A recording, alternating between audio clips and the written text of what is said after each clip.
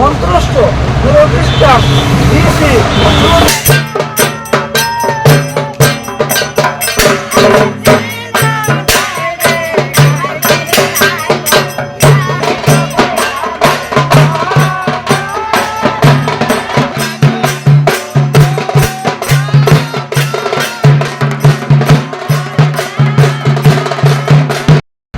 যে সময় ভারত বাংলা বিভক্ত হয়েছে না,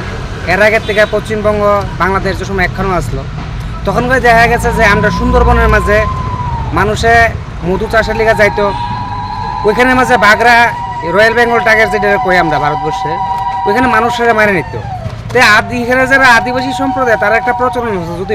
বাঘের পূজা দেওয়া হয় বাঘ শান্তিতে থাকবো, তাদের কোনো ক্ষতি করতো না, তারা ব্যবসা বাণিজ্য আয় উন্নত হইব। তারপরে দেখা গেছে এটার মাঝে একটা ধার্মিক দিক আছে, যে আমাদের দেবতার যে আমরা আদিশক্তি মা মহামায়া দুর্গা কই, ঠিক আছে, ওনার বাহনও সিংহ বাঘ। তো আমরা পূর্বপুরুষরা যারা আমরা গার্জিয়ান আছে তারা আমরা এটিও কয়ে এসেছে যে বাঘের পূজা দিলে বাঘের যেমন একটা পুরুষত্বর বীজ, আমরা একটা পুরুষ যেমন আমরা পুরুষ নিজে নিজে বাঘ